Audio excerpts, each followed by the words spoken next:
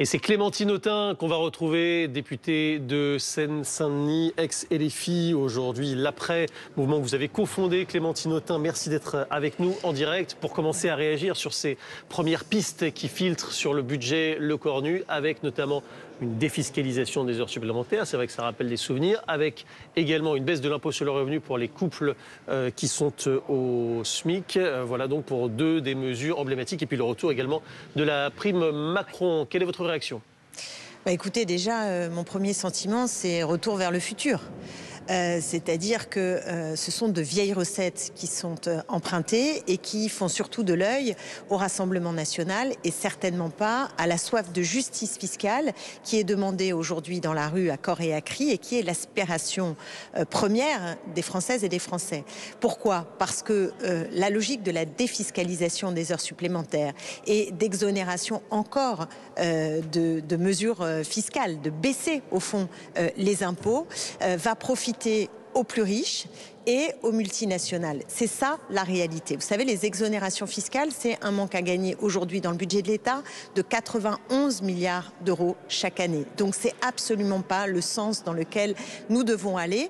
Et j'observe que M. Lecornu fait tout pour échapper à des mesures populaires comme la taxe Zuckman, qui aurait permis, en ne touchant que 1800 milliardaires, de faire entrer dans les caisses de l'État entre 15 et 25 milliards d'euros, ou d'autres mesures que j'ai proposées. Je vous interroge juste parce que vous dites que ces mesures, elles ne profitent qu'aux plus riches, alors qu'on parle ici de couples qui gagnent le SMIC, on parle de la prime Macron et on parle de ceux qui font des heures supplémentaires, qui n'appartiennent pas aux catégories sociales les plus aisées. Arrêtez, il s'agit de cotisations patronales, comme la prime Macron.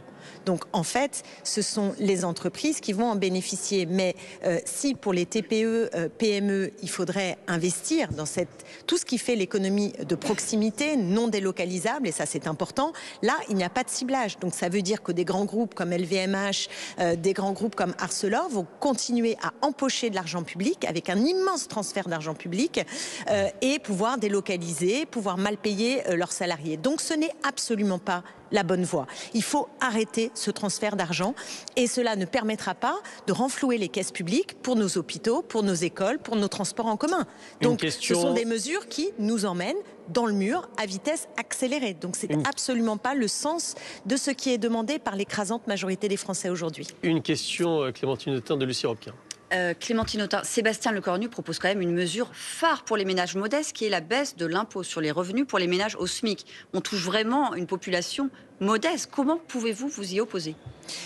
Moi, je suis favorable à ce qu'au lieu des 5 tranches, on ait 14 tranches sur l'impôt sur le revenu, c'est-à-dire d'avoir un impôt plus progressif. Donc il faut une mesure globale, mais qui permette aussi, en haut, d'aller s'attaquer à ceux qui ont des revenus très importants et qui ont vu leur richesse augmenter. Mais et ça ce qui me met très en colère, c'est le fait que M. Lecornu écarte toute mesure qui permette de la justice fiscale en allant taxer les ultra-riches et les multinationales. Et donc ça c'est absolument inacceptable et c'est un sens qui fait de l'œil au Rassemblement national qui ne veut pas d'augmentation d'impôts, comme si les impôts c'était en général et qu'on n'avait pas aujourd'hui un grave problème, c'est que nous subventionnons.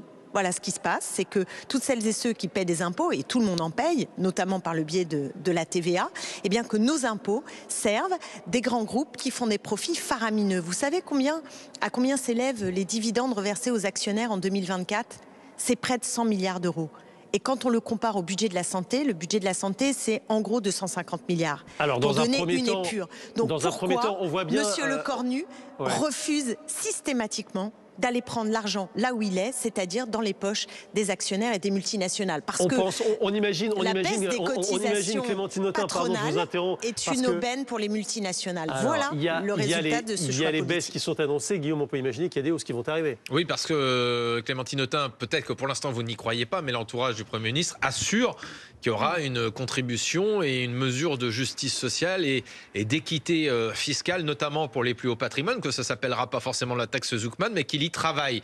Est-ce que vous pensez qu'il n'y aura rien ? On voit bien que, en termes de communication, Sébastien Lecornu agit en plusieurs phases. Est-ce que vous voulez à tout prix que ça s'appelle Zuckman ? Ou ce matin, il y avait Sophie Binet sur BFM TV qui dit, entre les lignes, mon problème, c'est pas que ça s'appelle Zuckman, c'est de trouver 10 à 15 milliards d'euros, même si c'est une somme considérable, sur les plus hauts patrimoines. bien sûr que l'enjeu, c'est de mettre à contribution les hauts patrimoines. C'est l'évidence. Mais là, j'écoute vos mesures et j'entends, enfin les mesures qui transparaissent et dont vous faites l'écho des propositions de Monsieur Lecornu, et j'entends par exemple une mesure qui va favoriser la transmission de patrimoine. Mais que celles et ceux qui nous écoutent le comprennent bien. Et je pense qu'ils et elles le comprennent. Ça ne les concerne pas dans l'écrasante majorité des cas. Qu'est-ce qui va se passer? Ça veut dire qu'on va encore favoriser l'héritage doré, ceux qui ont le plus.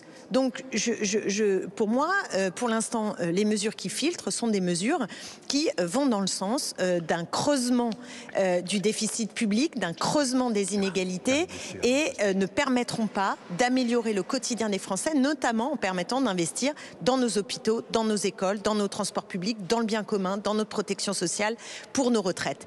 Et ça, de ce point de vue-là, ce qui est complètement fascinant, c'est que Monsieur Lecornu fait comme s'il avait mandat pour amplifier une politique qui est rejetée par l'écrasante majorité des Français. Et ça, il faut que ça cesse. C'est pourquoi la censure, pour nous, apparaît de plus en plus avec évidence. Merci beaucoup de Merci à nous vous. avoir répondu en direct.